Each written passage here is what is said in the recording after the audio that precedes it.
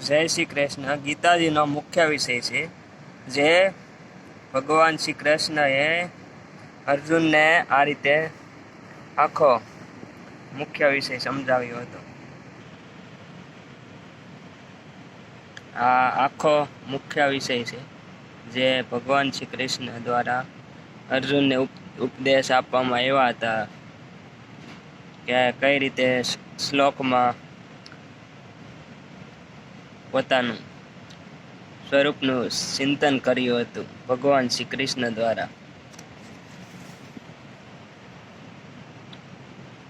તો આ રીતે ભગવાન શ્રી કૃષ્ણ દ્વારા ઉપદેશ આપવામાં આવ્યો હતો, અને આગામી સમયમાં આપણે પૂરી ગીતા, જે ભાગવતની ગીતા આખી છે, તેમને આપણે શરૂઆત કરીશું.